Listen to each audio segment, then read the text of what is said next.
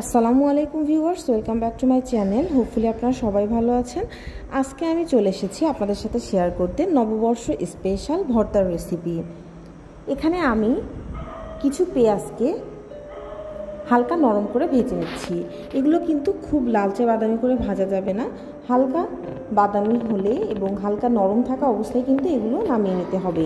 এখানে আমি 3 থেকে 4টি পেঁয়াজ খুব ভালোভাবে ভেজে নিব।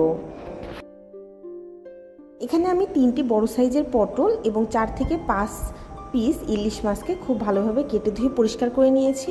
1 চা চামচ হলুদের গুঁড়া, পরিমাণ মতো লবণ দিয়ে খুব ভালোভাবে পটল এবং ইলিশ মাছগুলোকে আমি মেখে নিব।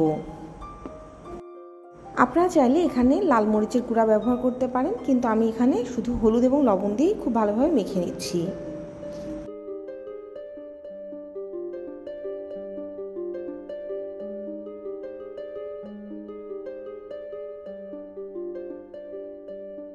এবার চুলায় একটি ফ্রাই প্যান বসিয়ে দিয়েছি। ফ্রাই প্যানটিকে খুব ভালোভাবে গরম করে তাতে দিয়ে দিব 1/2 কাপ পরিমাণ সরিষার তেল।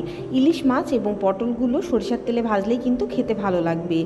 সরিষার তেল যখন খুব ভালোভাবে গরম হয়ে গেছে তখন আমি এর মধ্যে দিয়ে দিচ্ছি একে একে সমস্ত মেখে রাখা ইলিশ মাছের টুকরোগুলো। প্রথমে আমি ইলিশ মাছগুলো এবং পরবর্তীতে পটলগুলোকে ভেজে নিব।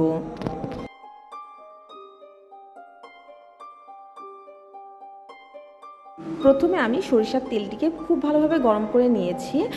সেই সময় চুলার জাল কিন্তু হাই হিটে ছিল। পরবর্তীতে আমি একেবারে মিডিয়াম টু লো হিটে মাছগুলোকে ভেজে নিব। আপনারা মাছ ভাজার সময় অবশ্যই মিডিয়াম টু লো হিট রাখবেন। যদি খুব হাই হিটে ভাজেন এতে করে কিন্তু মাছের 2 পিঠ খুব ভালোভাবে পুড়ে যাবে অথবা খুব দ্রুত লালচে হয়ে যাবে, অন্যদিকে ভেতরে কাঁচা থেকে যাবে। মিডিয়াম আঁচে সমস্ত মাছগুলোকে আমি খুব ভালোভাবে ভেজে নিয়েছি। এবার এগুলোকে আমি তুলে নিচ্ছি। আজকে আমি ইলিশ মাছ ভাজা, পটল ভাজার সাথে কয়েকটি ভর্তাও শেয়ার করব। সাধারণত নববর্ষে এভাবে পান্তার সাথে ইলিশ মাছ ভাজা, পটল এবং বিভিন্ন ধরনের ভর্তা বাঙালিদের একটি ঐতিহ্যবাহী খাবার হিসেবে চালু হয়ে আসছে। এছাড়াও নানান ধরনের ভাজি আপনারা এই নববর্ষের থালিতে রাখতে পারেন। এবার আমি পটলের টুকরোগুলো দিয়ে দিচ্ছি। পটলগুলোকেও আমি মাঝারি আঁচে খুব ভালোভাবে ভেজে নিব।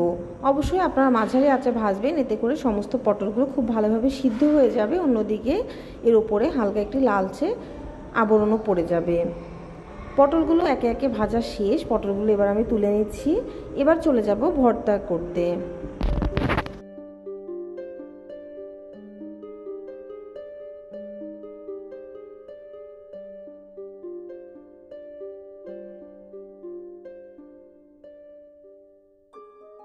আগে থেকে আমি 3টি আলুকে সিদ্ধ করে নিয়েছি। সিদ্ধ আলুগুলোর খোসা ছাড়িয়ে নিয়েছি। এবার একটি পাত্রে সিদ্ধ আলুগুলো নিয়ে নিচ্ছি।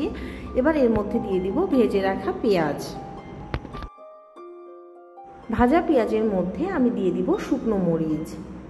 এখানে 2 চা চামচ ভাজা পেঁয়াজ আছে এবং 4টি শুকনো মরিচকে আমি শুকনো খোলায় ভেজে নিয়েছি। এর মধ্যে দিয়ে দিচ্ছি অল্প পরিমাণ লবণ। লবণ দিয়ে পেঁয়াজ এবং মরিচের সাথে আমি খুব ভালোভাবে একটি ভর্তা তৈরি করে নিব। তারপরে আমি সরিষার তেল দিব। প্রথমেই যদি আপনারা সরিষার তেল দেন সেক্ষেত্রে কিন্তু শুকনো মরিচগুলো চিমড়ে হয়ে যাবে। এক্ষেত্রে ভর্তা করতে একটু কষ্ট হবে, সেজন্য প্রথমে খুব ভালোভাবে মরিচগুলো আমি এভাবে ভর্তা করে নিয়ে পরবর্তীতে এর মধ্যে অ্যাড করব সরিষার তেল। সরিষার তেল দিয়ে খুব ভালোভাবে আবারও মেখে নিয়েছি। এবার তার সাথে আমি সমস্ত আলুগুলোকে খুব ভালোভাবে হাতের সাহায্যে চটকে নিচ্ছি। অবশ্যই আপনারা আলু ভর্তাটি গরম থাকা অবস্থায় করবেন। আলু ঠান্ডা হয়ে গেলে এটি ভর্তা করতে একটু সমস্যা হয়, তাছাড়া আলু ভর্তা গরম গরম খেতেই ভালো লাগে। খুব ভালোভাবে সমস্ত পেঁয়াজ মরিচের মিশ্রণের সাথে আমি আলুগুলোকে হাতের সাহায্যে মেখে নিচ্ছি। আলু ভর্তা হয়ে গেলে আমি এবার এইটিকে থালিতে পরিবেশন করে নিব।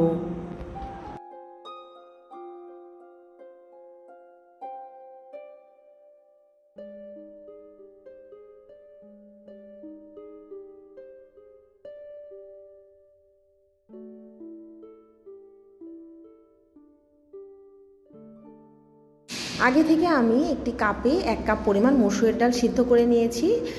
এবার ওই পাত্রে দিয়ে দিচ্ছি সিদ্ধ মসুরের ডাল এবং 3টি শুকনা মরিচ ভাজা এবং 2 চা চামচ ভাজা পেঁয়াজ এবং পরিমাণ মতো লবণ।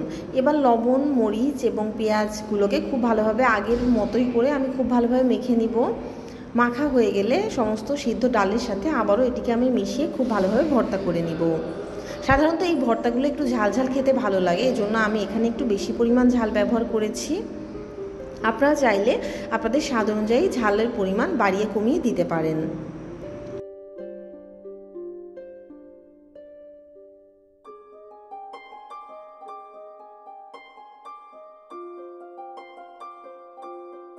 ডাল ভর্তাটিও আমি এবার পরিবেশন করে নিচ্ছি। আপনারা যারা এখনও আমার চ্যানেলটিকে সাবস্ক্রাইব করেননি অবশ্যই সাবস্ক্রাইব করবেন, ফ্রেন্ডস অ্যান্ড ফ্যামিলির সাথে শেয়ার করতে ভুলবেন না। ইতিমধ্যে যারা আমার চ্যানেলটিকে সাবস্ক্রাইব করেছেন তাদেরকে জানাই অসংখ্য ধন্যবাদ। এবার আমি একটি ডিম সিদ্ধ করে নিয়েছি, সেই ডিমটিকে আমি এখন ভর্তা করে নিব।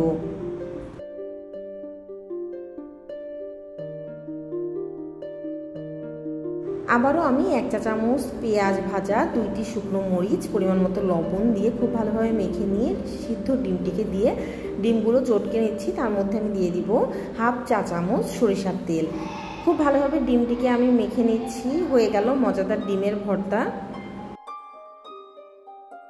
ভর্তাগুলো করার সময় কিন্তু আমি খাঁটি সরিষার তেল ব্যবহার করেছি। এভাবে খাঁটি সরিষার তেল দিয়ে করা যে কোনো ধরনের ভর্তা কিন্তু স্বাদে হয় অতুলনীয়। অন্যদিকে আমি কিন্তু আগের রাতেই পান্তা ভাত করে রেখেছিলাম, মানে আমি ভাত রান্না করে তার মধ্যে পানি দিয়ে রেখেছিলাম। সকালবেলা আমি এইভাবে ভর্তার সাথে পান্তা ভাত পরিবেশন করে নিয়েছি। আমার রেসিপিটি ফলো করে অবশ্যই আপনার বাসায় ট্রাই করবেন, আশা করি আপনাদের অনেক ভালো লাগবে এবং আমাকে জানাতে ভুলবেন না আপনাদের কেমন লাগলো।